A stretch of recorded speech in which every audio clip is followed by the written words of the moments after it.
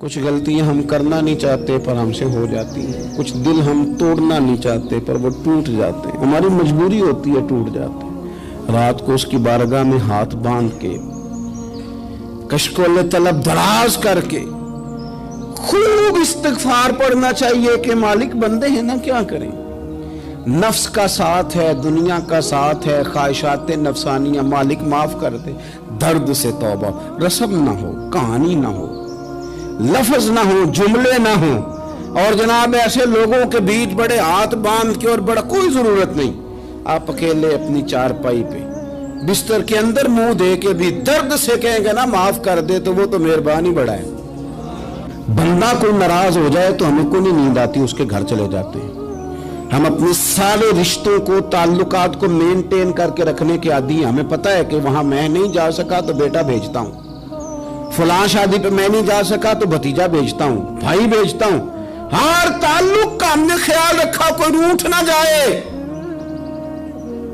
لیکن کمال ہے نا، یہ نہیں سوچا کہ اگر رب روٹھ گیا تو جب وہ روٹھ جائے نا تو سارے رشتے بھی بندے کے پاس موجود ہوں تو کوئی کرامت نہیں ہوتا، پھر کروڑوں روپیہ جیب میں ہوں تو ڈاکٹروں کی دوائیاں اثر نہیں کرتی۔ وہ روٹھ جائے تو پھر انسان اس طرح سے پھسلتا ہے کہ بڑے بڑے اس کے پاس دروازے ہوتے ہیں پر کسی جگہ اس کا ہاتھ نہیں لگتا۔ خدا را خیال کریں، دنیا روٹتی ہے تو روٹھ جائے، رب رسول ناراض نہ ہونے پائیں، اس کا خیال کریں۔ حضور فرماتے ہیں وہ مسکراتا ہے، اسے خوشی ہوتی ہے جب کوئی اس کا بندہ اس کی طرف رجوع کرتا ہے۔ آپ دیکھیں نا، سارے ڈاکٹروں نے کہہ دیا کہ اس کے تو گردے، معدہ، جگر ہر چیز ختم ہے، گھر لے جاؤ، خدمت کرو، ہر طرف پریشانی ہے۔ وہ بندہ بھی سمجھ گیا ہے کہ آخری وقت آ گیا، کل جاؤں پرسوں جاؤں، تیاری ہو گئی، سب لوگ آ گئے، باہر والے بھی آ گئے، یہ ماحول ایک عجیب رنگ اختیار کر گیا۔ اچانک ایک ڈاکٹر نے آ کے کہا نہیں غلطی لگ گئی تھی۔ مجھے بتائیے انداز کیا ہوتا ہے؟ بغیر دوائی کے بندہ اٹھ کے کھڑا نہیں ہو جاتا، میں تو بچ گیا ہوں۔ میرے نبی پاک صلی اللہ علیہ وسلم مثال دیتے ہیں، فرمایا ایک آدمی صحرا میں جا رہا، صحابہ سے حضور خطاب کر رہے ہیں، فرمایا ایک آدمی صحرا میں جا رہا تھا، اس نے اپنی اونٹنی پہ کھانا، پانی، پیسے، ہر چیز رکھی ہوئی تھی، صحرا تھا بہت بڑا، درمیان صحرا کے گیا تو تھوڑا سا سستانے کے لیے، آرام کرنے کے لیے اونٹنی سے نیچے اترا۔ اب اس نے اونٹنی کی لگام، اونٹنی کی نکیل اپنے سرہانے کے نیچے رکھی، ہاتھ کے ساتھ پکڑی اور سو گیا۔ تھوڑی ہی دیر کے بعد جب اس کی آنکھ کھلی تو دیکھا اونٹنی غائب ہے۔ صحرا میں وہ پیدل نہ آگے جا سکتا ہے، نہ پیچھے جا سکتا ہے، نہ دائیں نہ بائیں، کھانے کو روٹی نہیں، پینے کو پانی کا قطرہ نہیں، تھوڑا ادھر بھاگا ادھر بھاگا، تھک گیا۔ کریم محبوب فرماتے ہیں وہ پوری طرح نڈھال ہو گیا اور مایوس ہو گیا، معاذ اللہ، مایوس ہو کے دوبارہ اسی جگہ آ کے لیٹ گیا جہاں پہلے لیٹا تھا، انتظار کرنے لگا کہ اب موت ہی آئے گی، آخری وقت ہے، اب نہ میں پیدل یہ صحرا کراس کر سکتا ہوں، نہ پیچھے جا سکتا ہوں، نہ کھانا ہے نہ پانی ہے، سوائے موت کے کوئی سہارا نہیں۔ حضور فرماتے ہیں وہ رستے میں دوبارہ لیٹ گیا، اچانک اس نے رخ بدلا تو اونٹنی سامنے کھڑی تھی۔ حضور نے صحابہ سے پوچھا بتاؤ نا اسے بھلا کتنی کو خوشی ہوگی؟ یا رسول اللہ جسے نئی زندگی مل گئی ہے۔ نبی پاک صلی اللہ علیہ وسلم فرمانے لگے اس کی اونٹنی مل گئی، بتاؤ بھلا اسے کتنی خوشی ہوگی؟ یا رسول اللہ وہ تو دوبارہ دنیا میں آ گیا۔ حضور فرمانے لگے اسے کچھ بھی خوشی نہیں ہوئی۔ جب کوئی رب کا گناہگار بندہ آ کے توبہ کرتا ہے، رب کو اس سے کئی گنا زیادہ خوشی ہوتی ہے۔ میرا بندہ آ گیا ہے، میرا بندہ آ گیا ہے، میرے گھر آ گیا، اس نے آنسو بہائے ہیں، اس نے کہا اللہ میں تیرا ہی ہوں، تیرا ہی رزق کھاتا ہوں، تیری ہی زمین پہ رہتا ہوں، تیرے نام سے میری سانسیں چلتی ہیں۔ وہ آ گیا۔ فرمایا اس اونٹنی والے سے زیادہ رب کو خوشی ہوتی ہے جب گناہگار آ کے توبہ کرتا ہے۔ گناہگاروں کے آنسو اس کی بارگاہ میں بڑے مقبول ہیں، لیکن ہم رسم ادا کرتے ہیں، توبہ نہیں کرتے، ہم اپنے آپ کے ساتھ دھوکہ کرتے ہیں، جھوٹ بولتے ہیں، ہم نہ گناہگاروں پر بھی فتویٰ دینے میں جلدی کرتے ہیں اور نیکی پر بشارت دینے میں بھی جلدی کرتے ہیں، حالانکہ یہ ہماری ذمہ داری نہیں۔ پتہ نہیں اللہ تعالیٰ کس کو کب توفیق توبہ دے کے اپنے قریب کر لے، لیکن بڑی جلدی ہے۔ बड़ी जल्दी फतवा देने में। और ये फतवा सिर्फ मुफ्तियों का नहीं रह गया, ये मेरी तरह के आपकी तरह के ढेरों में होगा जिन्होंने जेब में फतवे डाले हुए। भाई आपने क्यों जिम्मेदारी ले ली है जन्नत में दाखिल करने की और निकालने की? ये तो मेरे रब करीम का करम है, वो जिसको चाहे जब चाहे जितना चाहे अता करे। लेकिन कुछ लोग ना बड़े पक्के हो गए हैं कि शायद जो मैं सोच रहा हूं वही दुरुस्त है। कभी कभी कुछ चीजें अजीब भी होती हैं, लिहाजा खुदा की रहमत पर भरोसा करके बात करनी चाहिए। अपनी मर्जी के फतवे नहीं दागने चाहिए। वो देखो जी फलाना बंदा यूं कर रहा है, आपको पता ही नहीं पूरी बात का, आपको इल्म ही नहीं पूरी बात का। हजरत बाउल्लाह नक्शबंद बुखारी रहमतुल्लाह अलैह फरमाते मैं हज करने गया तो वहां मैंने एक आदमी को करोड़ों का कारोबार करते देखा, तो मेरे दिल में ख्याल है यहां भी अल्लाह अल्लाह करनी चाहिए थी, दुनियादारी कर रहा है। लेकिन फरमाते हैं हज से फारिग हुए तो मैंने देखा वही बंदा सारा कुछ रब की बारगाह में खैरात कर रहा है और सैकड़ों गरीब हाजी हैं जिनको पूरे पूरे खर्चे दे रहा है। तो मैंने वही अपनी सोच से तौबा की कि मैं कहाँ था। बड़ी जल्दी खड़े ना हो जाएं। हजरत हसन बसरी रहमतुल्लाह ताला अलैह इरशाद फरमाते हैं कि मैं दरिया के किनारे गया तो वहां मैंने एक शख्स को देखा, वो अपनी एक खातून की गोद में सर रख के बैठा और करीब एक बोतल भी पड़ी है। मेरे दिल में माज़ अल्लाह ख्याल आया कि देखो किस अंदाज में एक औरत के साथ ये है और पास बोतल भी पड़ी है, जाने शराब है। कहते मैं सोच ही रहा था कि अचानक एक कश्ती आ रही थी दरिया में, वो हिचको लेखा है, कश्ती में 4-5 लोग थे, वो दरिया में डूबने लगे। वो आदमी तेजी से उठा, दरिया में छलांग लगाई, पहले एक को निकाला, फिर दूसरा निकाला, फिर तीसरा निकाला, एक बंदा रह गया। कहने लगा हुजूर मुझे तो आपने गुनहगार समझा है, मैं तो बड़े गलत अंदाज में यहाँ बैठा हूँ, आपने जो सोचा चलेंगे चौथा बंदा आप निकालना है। करे ना ये काम, करे ना ये काम, बड़े भोले भाले बड़े अल्लाह वाले, रियाज आपको बस हम ही जानते हैं, इतनी जल्दी फतवा। हजरत हसन बसरी फरमाते हैं मैं पशेमान हुआ, मैंने कहा मुझे तैरना नहीं आता, तो देर ना कर, चौथा डूब ना जाए। फिर तो उसने छलांग लगाई, चौथा भी निकाल लाया और कहने लगे हजरत आपने जल्दी की सोचने में, ये बीबी मेरी माँ है और ये सिरके की बोतल है। हम माँ बेटे का ये मशगला है कि ये वो जगह है जहाँ आके लोग मुसाफिर उतरते हैं और यहाँ से किसी का घर 100 मील है, किसी का 200 मील है। हम सुबह सिरका खजूरें रोटियां लेके यहाँ आते हैं, मुसाफिरों की नौकरी करते हैं, कोई परेशान हो तो मदद करते हैं। हजरत ख्वाजा हसन बसरी फरमाते हैं मैंने माफी मांगी, उनसे भी मांगी, रब से भी मांगी। उन्होंने मांग ली ना, बुजुर्ग थे, पर हमको नहीं तैयार मांगने को। हम हर वक्त बदगुमानियां, वो फलाना फलाने जुर्म करता था, मैं उसे अब कैसे नेक मान लूं? भाई अब वो नमाजी है, खुदा के घर आता जाता है, अब अल्लाह की बारगाह में हाजिर होता है। जब रब ने माफ कर दिया तू भी सोच बदल जा। सुने हुजूर क्या फरमाते हैं। नबी पाक साहिब वलाक सल्लल्लाहु तआला अलैहि वसल्लम फरमाते हैं, मुस्नद इमाम अहमद बिन हंबल देखिए, फरमाया रब उस वक्त बड़ा ही मुस्कुराएगा जब कातिल भी जन्नत में जाएगा, मकतूल भी जन्नत में जाएगा। या रसूलल्लाह मकतूल तो गया, ये कातिल कैसे चला गया? हुजूर फरमाते हैं जाएगा, और जाएगा और रब मुस्कुराएगा जो उसकी शान के लायक है। या रसूलल्लाह किस तरह? तो नबी पाक सल्लल्लाहु अलैहि वसल्लम फरमाने लगे इसने एक मोमिन को कत्ल किया था, वो शहीद होकर जन्नत में चला गया। अब अल्लाह ने बाद में इसे तौबा की तौफीक दे दी।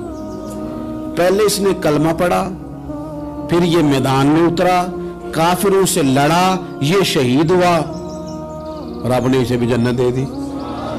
कातिल भी जन्नत में, मकतूल भी जन्नत में। और बात इतनी अनोखी है कि रब देख के मुस्कुरा रहा है जो उसकी शान के लायक है। हम जल्दी में हैं, हम इंतजार नहीं कर रहे कि शायद तौबा कर जाए, हम इंतजार नहीं कर रहे। लेकिन मेरे अजीज इतनी जल्दी न करें। सोचों का साफ होना, ज़हनों का पाक होना और लोगों के बारे में गुमान का अच्छा होना। आप किसी नफ्सियात के डॉक्टर के पास चले जाएं, उसे कहें टेंशन बढ़ी है, मैं उनके मज़ामीन पढ़ता रहता हूं, वो सबसे पहला सबक आपको ये पढ़ाएंगे कि अच्छा सोचा करें। अच्छा सोचने से बंदा तंदुरुस्त रहता है। किससे बंदा तंदुरुस्त रहता है? हाँ जी, वाकई। यानी इस वाले पड़ोसी के बारे में भी अच्छा सोचना है घर में, इस वाले के बारे में भी, छोटे भाई के बारे में भी अच्छा सोचना है और बड़े के बारे में भी अच्छा ही सोचना है। یعنی اپنی برادری قبیلے کے بارے میں بھی اچھا سوچیں, جو قبیلے کا نہیں اس کے بارے میں بھی چلیں تھوڑا سا اچھا سوچ لیں. اپنے بارے میں تو اچھا سوچا ہے بڑا. میں کہتا ہوں کہ ہم اپنی غلطیوں سمیت اپنے آپ سے بڑا پیار کرتے ہیں, اور دوسرے کی ایک غلطی نظر آ جائے تو ہمیں گھین آنے لگ جاتی ہے. آپ جلدی نہ کریں, مالک نے موقع دیا ہے بندوں کو, نہ وہ کسی کا رزق چھین رہا ہے نہ سانسیں چھین رہا ہے, وہ اپنی زمین پہ چلنے بھی دے رہا ہے, رہنے بھی دے رہا ہے. تو جب اس نے موقع دیا ہے آپ بھی تھوڑا موقع دیں. اللہ بڑا کریم ہے, دروازے کھولے گا, اس کے بندے اس کی بارگاہ تک پہنچیں گے. بدگمانیاں اور پھر بدگمانیوں کا عروج اور اس لیول تک جا کے بات کر دینا کا جہاں سے خوف آئے کہ یار یہ بات نہیں کرنی چاہیے. کچھ لوگوں نے نا پکا ذہن بنا لیا یہ کہنے کا کہ ہاتھ بڑا تنگ ہے. پکا آپ جس وقت پوچھ لیں ان کا ہاتھ اور بڑا ہی زیادہ تنگ ہے. آپ یقین کریں بہن کا جو خامند ہے وہ کہہ رہا ہے جا حصہ لے کے آ, تیرے بھائیوں کی کمائی تو نہیں تیرے ابا کی ہے, لے کے آ. وہ بیچاری اس کی منتیں کر رہی ہے, کہتی ہے اگر جاؤں گی نا تو وہ کہیں گے حصہ لے جا, آج کے بعد ہمارے گھر نہ آنا, میرا دروازہ نہ بند کرو, مہربانی کرو.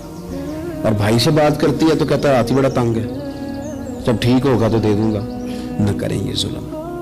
ہمارے اپنے تڑپتے رہتے ہیں اور ہماری دولتیں اندر پڑی رہتی ہیں.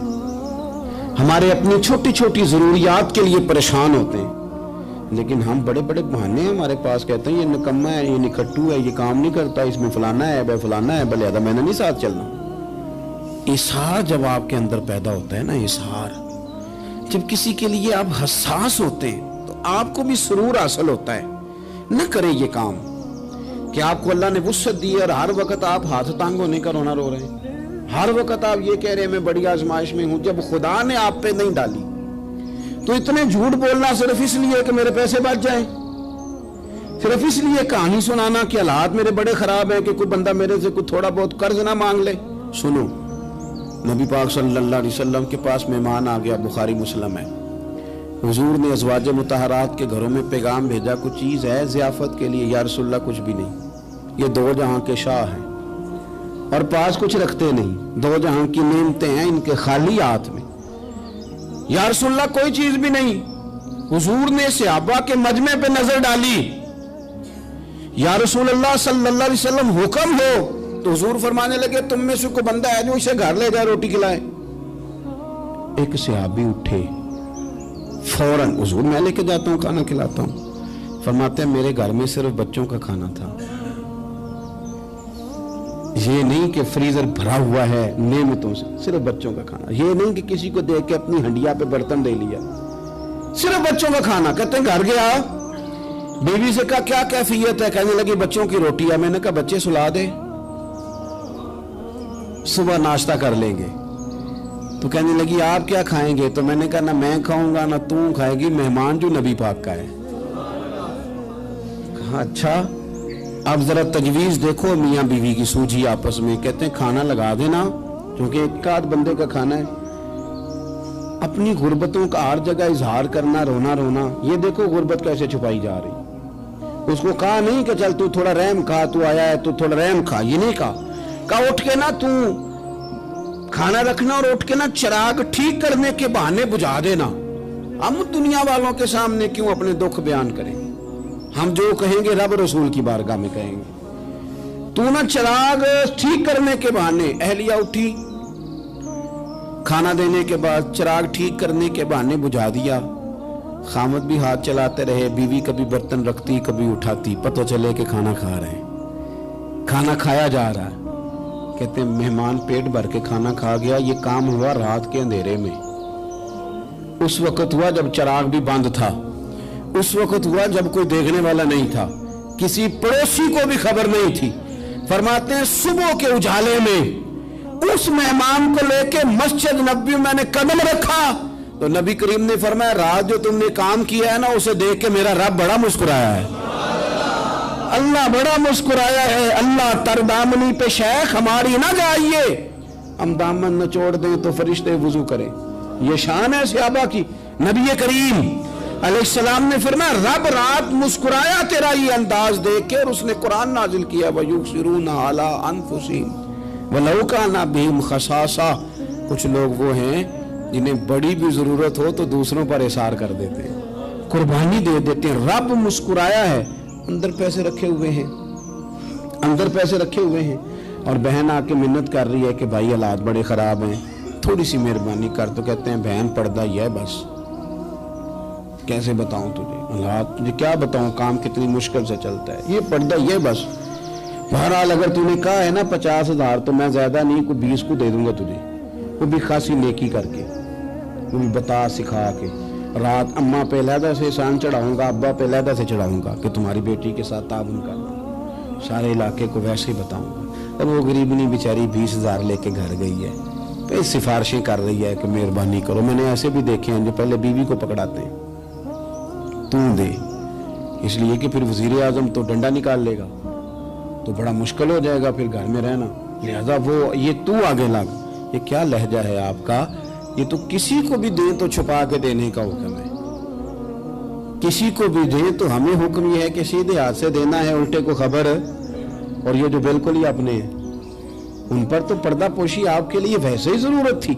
मेरे अजीज, रब मुस्कुराता है। मेरे नबी पाक अलैहिस्सलाम ने ये आमाल हमें बताए जिन पर अल्लाह मुस्कुराता है, खुश होता है। और बाज लोगों को हुजूर ने नॉमिनेट किया।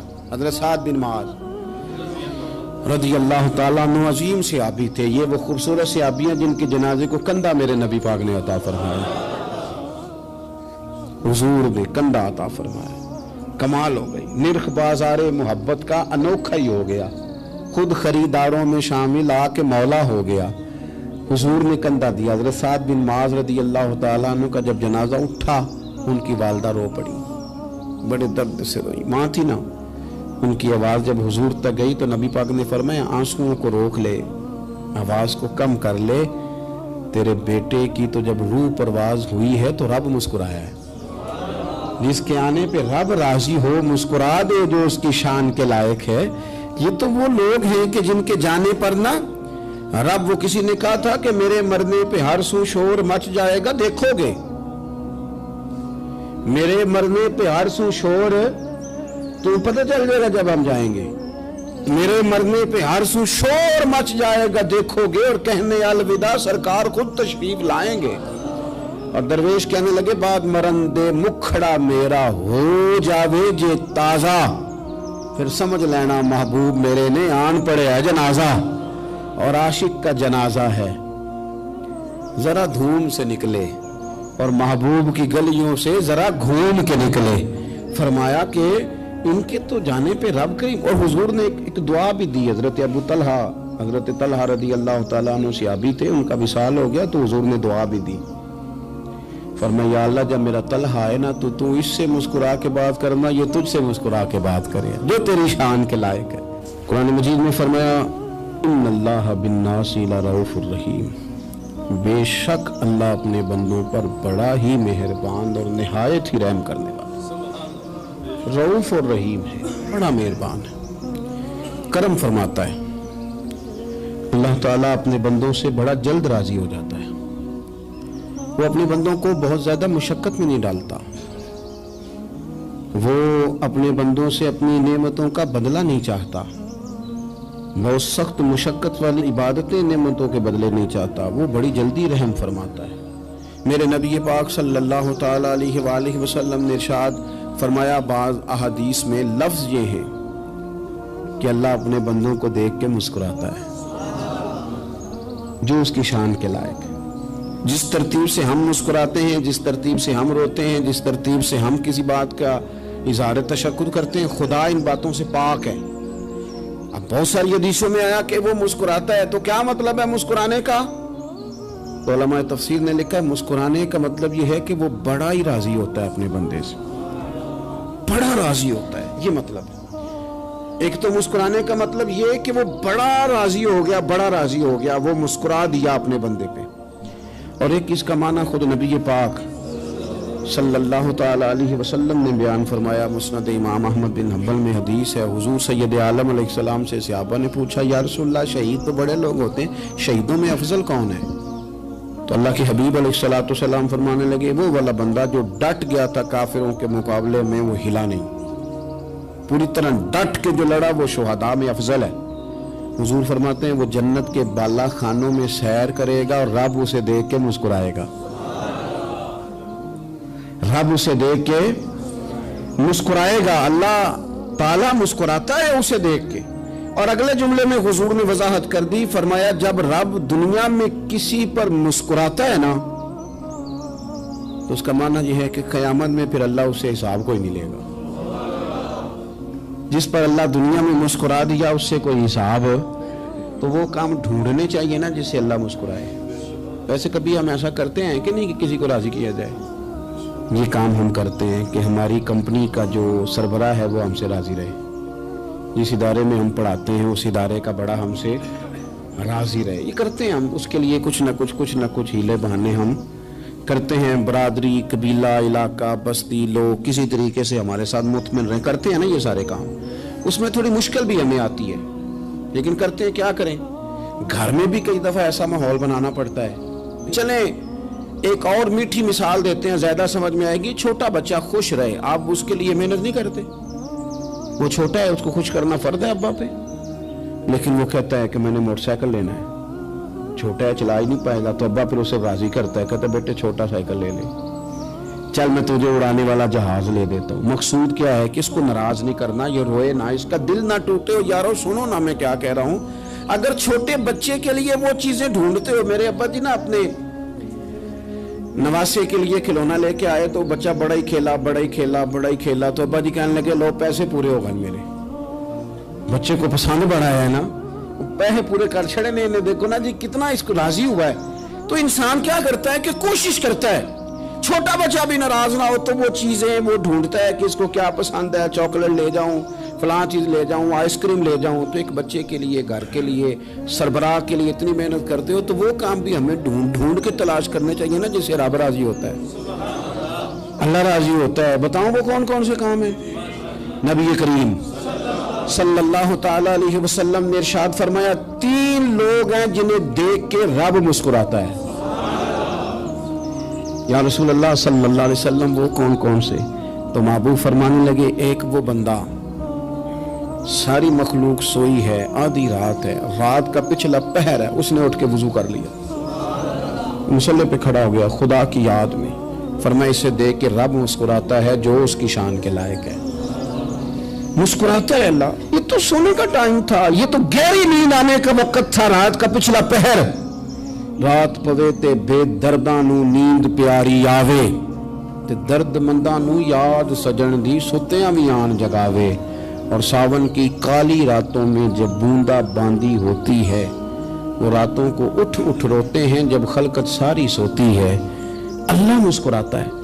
اور سننا میرے بھائی، میرے نبی پاک صلی اللہ تعالی علیہ وسلم فرماتے ہیں جب مسلمان نماز کے لیے صفیں بناتے ہیں نا، ترتیب لگ رہی ہوتی ہے، اب اللہ کی بارگاہ میں کھڑے ہوں گے، قیام کریں گے، رکوع کریں گے، سجود کریں گے، فرمایا جب مومن صفیں بناتے ہیں تو رب دیکھ کے مسکراتا ہے، مسکراتا ہے۔ کمال ہو گئے عروج بندگی کا، جب بندے کو دیکھ کے رب مسکرائے، خدا بندے سے خود پوچھے بتا تیری رضا کیا ہے، مسکراتا ہے۔ اور میرے نبی پاک علیہ السلام فرماتے ہیں جب مجاہد جہاد کے لیے صفیں سیدھی کرتے ہیں، آج تو یہ رب کے نام پہ مرنے ہی آ گئے، یہ صفوں میں کھڑے ہوں گے، ترتیب سے لڑیں گے، ترتیب سے گلا کاٹیں گے کافروں کا یا شہادت لیں گے۔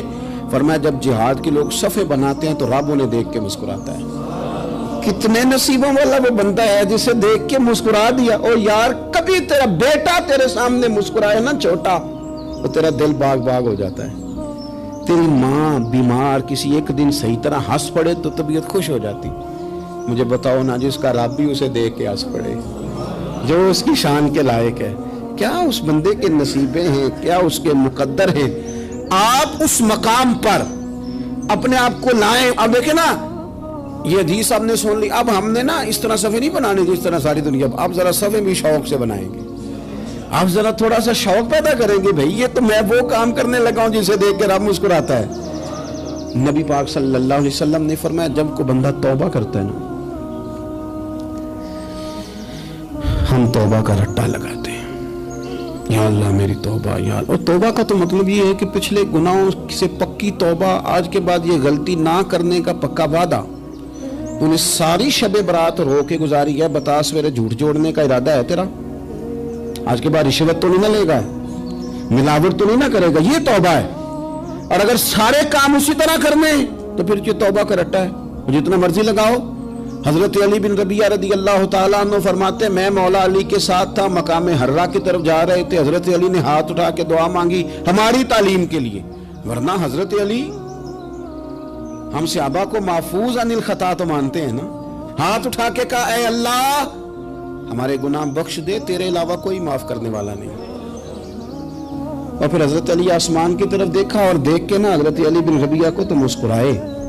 हजरत अली बिन रबिया कहने लगे, हुजूर मुस्कुराए क्यों हो? फरमाने लगे, एक दिन मैं हुजूर के साथ इसी तरह आया था, इसी तरह हुजूर ने दुआ फरमाई थी हमारी तालीम के लिए, और फिर हुजूर मुझे देख के मुस्कुराए थे और फरमाया, जब कोई बंदा रब की बारगाह में इस तरह इस्तिगफार करता है तो रब मुस्कुराता है और मुस्कुरा के फरमाता, देख लो मेरे बंदों को पता है कि मेरे अलावा माफ करने वाला कोई नहीं, इन्हें पता है, तुम उसकी बारगाह में रुजू तो लाओ, आओ तो सही दो आंसू लेकर। इकबाल कहते हैं कि असीर दुश्मन की चाह में भी, मुखालिफों की निगाह में भी, अमी है, सादिक है, मोतबर है, मेरा पैगंबर अजीम तर है। नबी पाक सल्लल्लाहु अलैहि वसल्लम तशरीफ लाए, उन्होंने कहा जी आप जो फैसला भी करें कबूल है, आप बता दें कौन सा कबीला हजर अस्वद उठा के, बाकी खाना काबा की तामीर मुकम्मल होगी, हजर अस्वद कौन सा कबीला लगाए। पहले तय कर लिया था जो हुजूर फैसला करेंगे सबको कबूल होगा। अब अगर हुजूर एक के हक में फैसला कर देते तो तैयार थे ना बाकी कबूल कर दी। अब वो सारे कबीले नजरें हुजूर पे लगाए, नतीजा निकलना है, ये समझ ले पास फेल का नहीं, फर्स्ट सेकंड का नतीजा है। किसको शहादत मिलती? ई शहादत बजोरे बाजू नेज किसको मिलती है? कुर्बान जाऊं हुजूर की हिकमत पर, नबी पाक के तदब्बर पर। अब एक को भी अगर हुजूर कहते तो लगा दे तो बाकी वादा कर चुके थे मानेंगे, पर यार परेशानी तो होती है ना कि हम सेकंड आ गए, थर्ड आ गए। अब ये सब चाह रहे थे शहादत लेना, तो रसूल पाक ने ना चादर बिछाई, हजर अस्वद उठा के रखा, फरमाया लड़ो ना, सारे ये एक एक कोने से चादर पकड़ लो, कुर्बान जाए। सब ने उठा लिया और उठा के जगह ले आए जहाँ नस्ब करना था। हुजूर ने अपने दस्त मुबारक से पकड़ा, वहां लगा दिया। अब कोई सब से पूछता ना किसने लगाया है, तो सब यही समझते थे हम नहीं लगाया है, और आखिरी फैसला ये था हम सब नहीं लगाया है। ये हिकमत है रसूल पाक की। तेरे आगे है यूं दबे लचे फुसा अरब के बड़े बड़े, कोई जाने मुंह में जुबान नहीं बल्कि जिस्म में जान ही। नबी पाक अलैहिस्सलाम ने फरमाया, जो नमाज तुम अपने घर के अंदर पढ़ोगे, एक नमाज का अल्लाह तुम्हें सवाब देगा, जमात के साथ पढ़ोगे तो 27 नमाजों का सवाब। लेकिन फरमाया वही नमाज अगर तुम मेरी मस्जिद नबी में आके पढ़ोगे तो अल्लाह 50,000 नमाजों का सवाब अता करेगा, 50,000 नमाजों का। और मदीने वाले हबीब फरमाने लगे, वही नमाज अगर तुमने बैतुल्लाह में आके पढ़ी तो नमाज एक होगी, लेकिन रब तुम्हें 1,00,000 नमाज का सवाब अता फरमाए। अब ये फजीलत हुजूर ने बयान की, फजीलत देखें, अल्लाह ताला की रहमतें हर जगह बरसती, यहाँ कब बरसेंगी हमें कोई पता नहीं। तकरीर के वक़्त, खुतबे के वक़्त, नमाज के वक़्त, दुआ कब बरसेंगी नहीं पता। लेकिन खानाए काबा का जो मामला है और वहाँ जो रहमत का मामला है, मुल्ला रूमी फरमाते हैं कि खुदा की रहमत अगर तुझे इतनी मिल जाए ना, कतरे के बराबर भी, तो समझ ले तेरी दुनिया भी बन गई और तेरी आखिरत भी बन गई। अब मेरे नबी पाक अलैहिस्सलाम की हदीस सुने, हुजूर फरमाते हैं रोजाना बैतुल्लाह शरीफ पर अल्लाह की 120 रहमतों का नज़ूल होता है। या रसूलल्लाह किस वक़्त होता है? फजर के वक़्त, ज़ोहर के वक़्त, असर के वक़्त, तवाफ के वक़्त, नमाज के वक़्त, कब? तो हुजूर ने तय करके बताया। फरमाया 120 रहमतें अल्लाह खाना काबा पे नाजिल फरमाते हैं। या रसूलल्लाह कब? फरमाया 60 रहमतें तो उन पे बरसती हैं जो बैतुल्लाह का तवाफ करते, और फरमाया 40 रहमतें उस पर बरसती हैं जो हरम शरीफ में नमाज पढ़ता है। और हुजूर फरमाते हैं कुछ भी ना करे, बस बैठ के काबे की ज़ियारत ही करता रहे, 20 रहमतें तो अल्लाह उसे भी अता फरमा दे। कितनी मुकद्दस जगह है, वहाँ जाने का ज़ौक़, वहाँ जाने की तड़प, वहाँ जाने का शौक़, ان لوگوں سے تھوڑا سا شکوہ ہے جو کہتے ہیں جی میں نے جی بڑی راج راج کے زیارت کر لی ہے، بس راج گئے، ختم ہو گئی بات۔ سنو، نبی پاک علیہ السلام نے 53 سال حیات ظاہرہ کے وہاں گزارے، 53 سال، لیکن جناب صدیق اکبر رضی اللہ تعالیٰ عنہ فرماتے ہیں قربان جاؤں، جس رات میرے کریم محبوب علیہ السلام ہجرت کی رات مکہ مکرمہ سے نکل رہے تھے تو حضور پلٹ پلٹ کے بیت اللہ کو دیکھتے، حضور پلٹ پلٹ کے دیکھتے تھے، اور پھر میرے محبوب کریم علیہ السلام نے پلٹ کے کعبے کی طرف دیکھ کے فرمایا بیت اللہ تو مجھے بڑا ہی پیارا ہے، تو مجھے بڑا ہی پیارا ہے، اے شہر مکہ تو مجھے بڑا ہی پیارا ہے۔ فرمایا اگر میری قوم مجھے پریشان نہ کرتی میں تجھے کبھی چھوڑ کے نہ جاتا۔ 53 سال رہنے کے باوجود بھی حضور کا بیت اللہ سے پیار، نبی پاک کی اس شہر کے ساتھ وابستگی، وہ دلچسپی، وہ ذوق، وہ شوق، وہ کیفیات، کیوں مان پڑتے جا رہے ہیں ہمارے جذبے؟ ہمارے سیاست کی باتیں روز ہونے لگی ہیں، بحثوں کی باتیں روز ہوتی، لیکن اپنا عشق مضبوط کرنے کی بات، آپ یقین کریں یہ جو عشق ہوتا ہے یہ بندے کو آزاد کر دیتا ہے، یہ بندے کو عشق آزاد کر دیتا ہے۔ اعلیٰ حضرت فرماتے ہیں اے عشق تیرے صدقے جلنے سے چھٹے سستے، جو آگ بجھا دے گی وہ آگ لگائی ہے۔ اور علامہ اقبال کہنے لگے اقبال سمجھاتے ہیں، وہ کہتے ہیں بجھی عشق کی آگ اندھیر ہے، اب مسلمان نہیں اب خاک کا ڈھیر ہے۔ کہتے ہیں بغیر عشق کے نا کوئی کام بھی، نماز بھی بغیر عشق کے پڑھی جاتی ہے تو کوئی مزہ ہی نہیں دیتی، بندے کہتے ہیں دل ہی نہیں لگتا، پیری مریدی ہے بغیر عشق کے ایسی رسم ہی ہے، ٹھیک ہے گزارا چل رہا ہے، قرآن شریف کی تلاوت ہے تو بغیر عشق کے کیسے کیفیات چلیں گی؟ اللہ رسول کے ساتھ پیار ہے تو کوئی دلچسپی نہیں، کوئی شوق نہیں، کوئی کیفیت۔ آپ یقین کریں کچھ بندوں پہ بندے کو تڑپ آ جاتی ہے، شوق آ جاتا ہے، یار یہ اس کو کیسے نکالیں، یہ کس طرح کا پیار کرتے ہیں، آ کے بیٹھا رہتا ہے، چپ کر کے بیٹھا رہتا ہے، کہتا ہے جی کوئی کام نہیں بس 10 منٹ ملنا ہے، بندے کو اس بندے پر ویسے ہی پیار آ جاتا ہے۔ کچھ ایسے سنگی ہوتے ہیں جو آستانوں پہ 10 چکر لگا کے آتے، شکوہ نہیں کرتے کہ میں 100 دفعہ بھی آیا ہوں فلانے حضرت ملے نہیں، وہ وارفتگی ہے، وہ شوق ہے ہمارا۔ جب تک اللہ رسول کے ساتھ رشتہ عشق کا تھا، پیار کا تھا، ذوق کا تھا، درد کا تھا، خلوص کا تھا، آپ یقین کریں طبیعتیں جمی ہوئی تھی۔ نبی پاک نے نا ہمیں تکلیف میں رہ کے پیار کرنے کا درس دیا۔ بخاری مسلم میں حدیث ہے، حضور اپنے مدینے کی شان بیان کرنے لگے، حضور فرمانے لگے، محبوب فرماتے ہیں یمن فتح ہوگا تو وہاں کھیت اچھے ہوں گے، کھلیان اچھے ہوں گے، کاروبار اچھے ہوں گے، تو کچھ لوگ مدینے والے وہاں جا کے رہنے لگ جائیں گے، آباد ہو جائیں گے، لیکن حضور فرماتے المدینہ تو خیر لہم لو کانوا یعلمون۔ بات کو سمجھنا، فرمایا کہ وہاں کھیت کھلیان اچھے ہیں، ان کا کاروبار وہاں زیادہ چلے گا، لیکن رسول کریم نے فرمایا مدینہ ہی ان کے لیے بہتر تھا، کاش وہ اس بات کو جان لیتے۔ فرمایا پھر عراق فتح ہوگا تو وہاں بھی کچھ لوگ چلے جائیں گے، کاروبار ان کا اچھا چل جائے گا، وہاں رہنے لگیں گے، لیکن فرمایا المدینہ تو خیر لہم لو کانوا یعلمون، فرمایا مدینہ ہی ان کے لیے بہتر تھا، کاش وہ سمجھ لیتے۔ اور میرے نبی پاک علیہ السلام نے فرمایا جو مدینے میں ڈٹے رہیں گے اور مدینے کی تکلیفوں پر صبر کریں گے، اذیتوں پر صبر کریں گے، فرمایا اگر وہ گناہ گار ہوں گے مدینے میں رہنے والے تو میں قیامت میں ان کی سفارش کروں گا، اور اگر نیکوکار ہوں گے تو میں اللہ کی بارگاہ میں ان کی نیکیوں پر گواہ بن جاؤں گا، گویا میں ان کے ساتھ رہوں گا۔ مدینے کے ساتھ نبی پاک کی جو محبت ہے، حضور کا جو پیار ہے، جس رات میرے نبی پاک صلی اللہ علیہ وسلم مکہ مکرمہ سے نکل رہے تھے نا مدینہ طیبہ جانے کے لیے، تو حضور نے دعا فرمائی، کہا اے اللہ تو نے مجھے اس شہر سے نکالا جو مجھے بڑا ہی پیارا تھا، اے اللہ یہاں بڑی یادیں تھیں، بڑا پیار تھا، تو نے وہاں سے نکالا جو مجھے بڑا پیارا تھا، اے اللہ اب تو مجھے اس شہر میں داخل فرما جو تجھے بڑا پیارا ہے، وہاں داخل فرما جو تجھے بڑا پیارا ہے۔ مدینہ طیبہ کے لیے نبی پاک نے دعا فرمائی، کہا اے اللہ تیرے نبی ابراہیم علیہ السلام نے مکے کے لیے دعا کی تھی، میں مدینے کے لیے دعا کر، اللہ مدینے میں دگنی برکت عطا فرما۔ اللہ کے محبوب علیہ السلام کی خاص دلچسپیاں مدینہ طیبہ کے ساتھ، مدینے والوں نے نہ حکمرانی نہیں کی، تو حضور نے پہلے کہہ دیا تھا خلیفہ قریش میں سے ہوگا، لیکن حکمرانی نہیں کی، غلامی کی، مدینے والوں نے نبی پاک کے دروازے کی گدائی کی، مدینے والے ہر میدان میں حضور کے سامنے کھڑے ہوئے دشمن کے مقابلے میں، مدینے والوں نے پیار کیا۔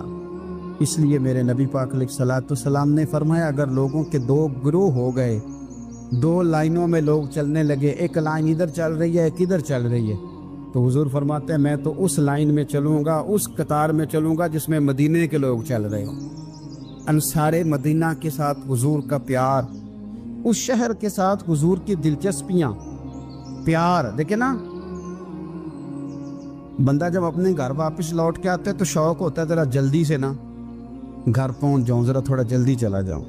کئی سفر سے آئے، صحابہ فرماتے ہیں کہ جب نبی پاک کسی جنگ سے، جہاد سے، سفر سے لوٹتے، مدینے کی عمارتیں نظر آتی تو گھوڑا تیز کر لیتے، اپنے اندر نا یہ ذوق پیدا کریں، یہ پیار پیدا کریں۔ آپ یقین کریں کوئی ٹھنڈے ٹھنڈے مسلمان، وہ کوئی کیفیت نہیں، صبح سے شام تک میں دوستوں سے کہا کرتا ہوں الحمدللہ کبھی ایک آیت پڑھ لینا قرآن پاک کی ترجمہ و تفسیر کے ساتھ تو سارا دن وہ گھومتی رہتی ہے دماغ میں، رات کو اس کا ذائقہ رہتا ہے روح میں۔ تو جب میں اور آپ سارا دن پڑھیں، سیاست کریں، سیاست سنائیں، کہانیاں کریں، غیبتیں، پھر دماغ میں الٹے سیدھے خیالات ہی آنے ہیں۔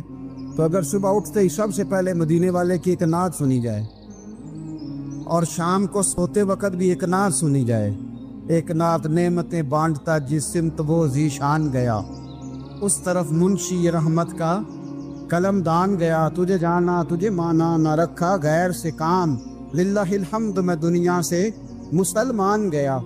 تو اگر یہ ذوق بنا لیا جائے تو انشاءاللہ رات کو بھی آپ کو نا مدینہ ہی نظر آئے گا، انشاءاللہ خواب میں بھی آپ ٹکٹنگ کرا رہے ہوں گے، آپ ویزا ہی لگوا رہے ہوں گے، لیکن شرط یہ ہے کہ وہ کیفیت ہو، وہ پریم ہو، وہ پیار ہو۔